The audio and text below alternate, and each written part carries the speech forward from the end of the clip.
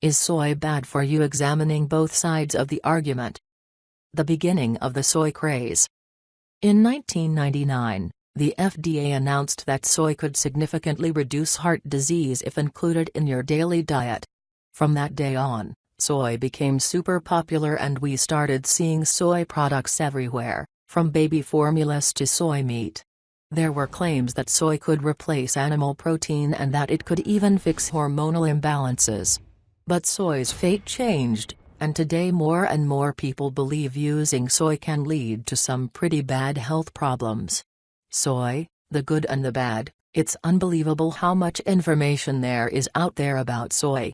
And when there is such a debate about any issue, you can always count on finding people on both extremes, those who are blindly for it and those who are fanatically against it.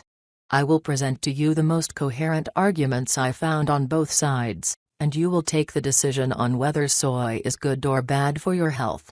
The bad side of soy. The main complaint about soy is its alarmingly high content of phytoestrogens. Phytoestrogens are vegetable components that can act as the feminine hormone known as estrogen. This female hormone is mainly responsible for changing a girl's body into a woman's body. However, it can also be responsible for causing malignant tumors, such as the ones that are present in hormone-sensitive breast cancer. Soy in women. Soy could increase risk of breast cancer due to its high amounts of phytoestrogens. It could also cause problems with the reproductive organs such as increased bleeding during menstruation as well as more painful periods, premature births and difficulty conceiving.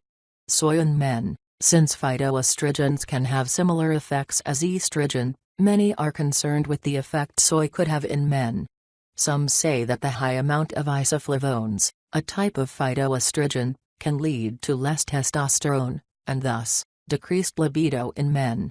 There have also been claims that soy, when consumed in large quantities, can cause gynecomastia, the abnormal enlargement of mammary glands in men.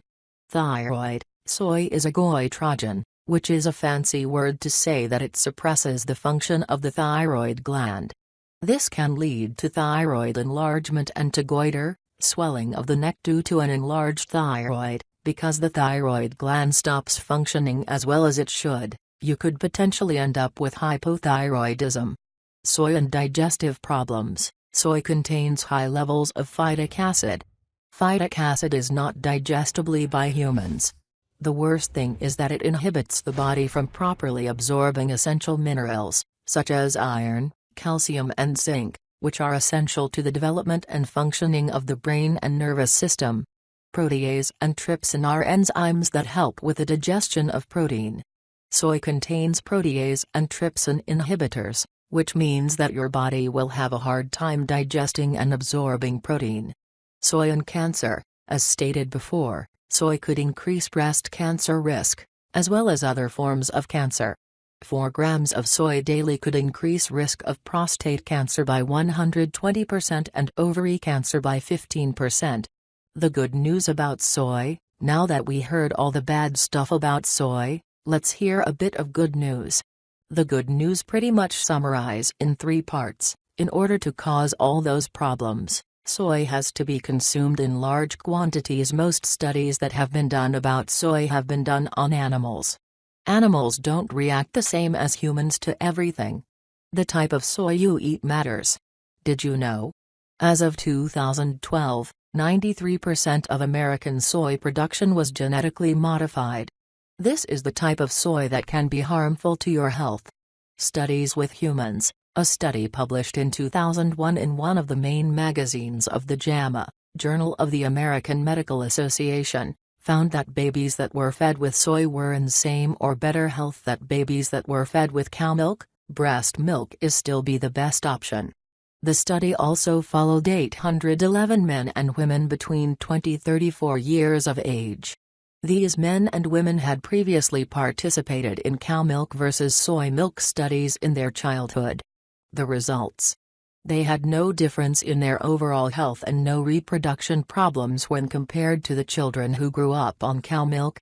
There was only one difference: women's cycles were slightly longer, by 8 hours, than those who drank cow milk. Animal studies. Most of the negative findings about soy have been based on animal studies. The first negative results about soy came from a 1985 study which linked soy to pancreatic cancer in rats. However, before we get scared, we need to know that rats, as well as chickens, have a pancreas that is very sensitive to protease inhibitors found in soy. The rat pancreas is very different from the human pancreas. Different needs, different pancreas. To put things in perspective, think about this: breast milk is toxic for rats, but that doesn't mean it's also toxic for babies. In fact, as we all know, breast milk is the best thing a baby could drink. Not everything that is bad for animals is also bad for humans. Types of soy. Some of the healthiest and long-lived people come from places that consume plenty of soy. However, the soy they consume might be very different from the one we get in more developed countries. Soy could be perfectly healthy as long as it is not GMO, genetically modified, and as long as it hasn't been fumigated with chemical products. So good luck finding soy like that. Everything in moderation, even the healthiest foods need to be consumed with moderation.